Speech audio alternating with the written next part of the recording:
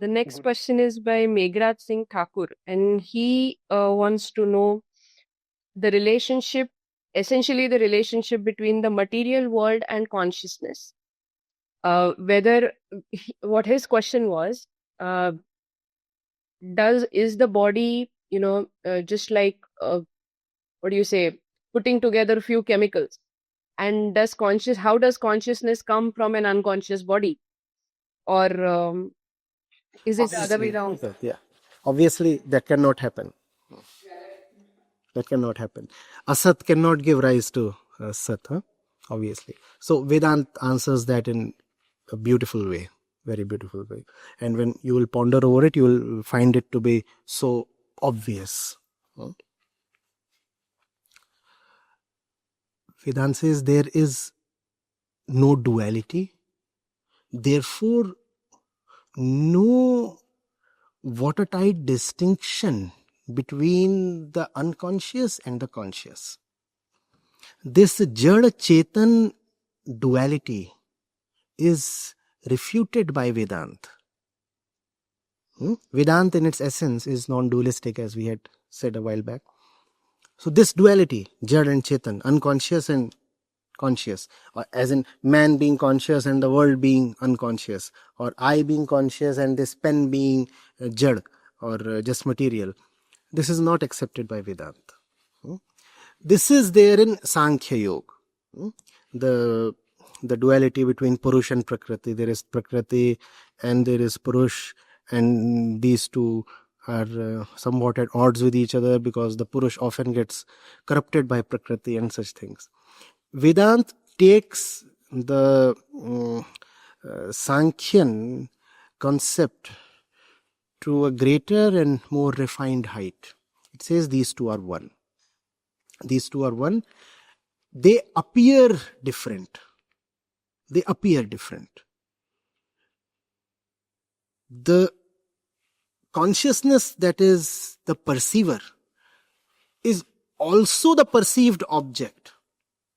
It says that the perceiver is an illusion, therefore he thinks of the perceived object as an objective thing, an objective truth, an objective fact in itself. Therefore, Advaitvad is also called as Mayavad.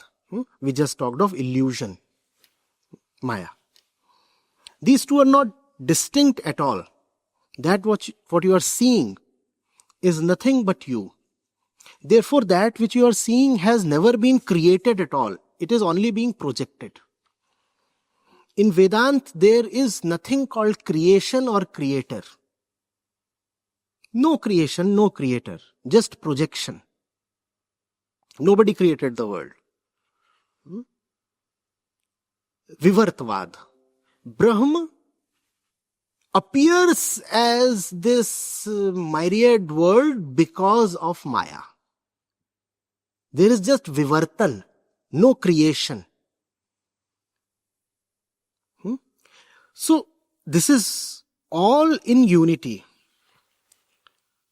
All distinctions that we see are really false, and those distinctions that we see outside are fundamentally the distinctions within the perceiver.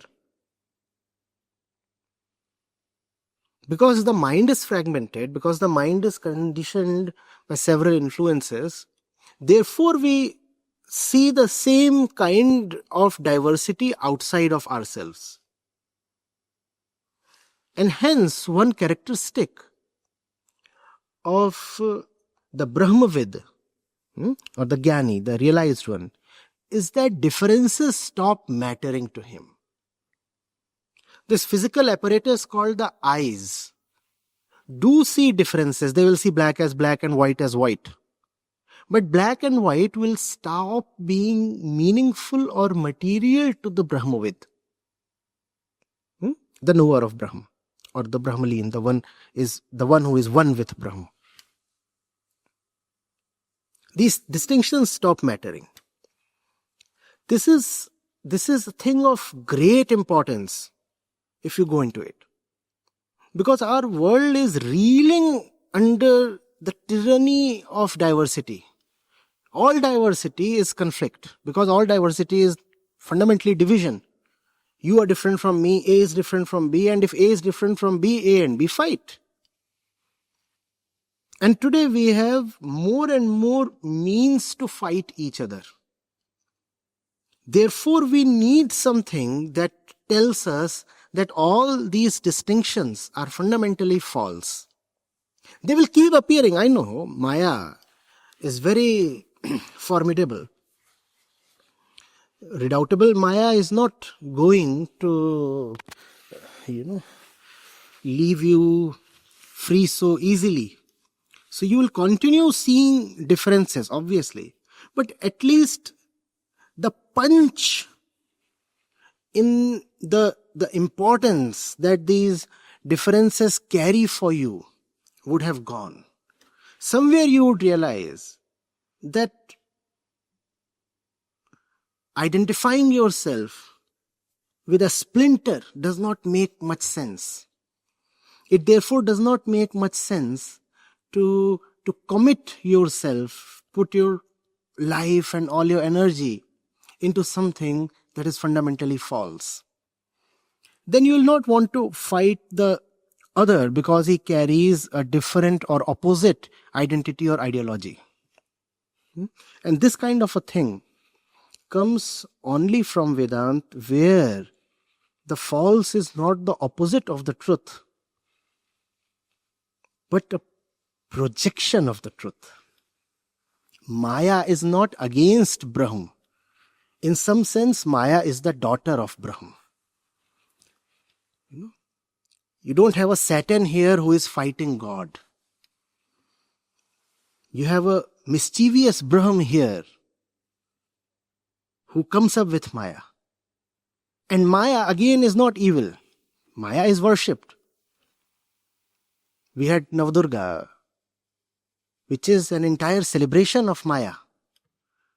Ma Mahamaya. She is being respected, loved. Because she is not only the one who keeps you in illusion, she is also the one who will lead you to liberation and redemption. And this is a much more simple, solid, authentic model of reality than anything else, at least I know of.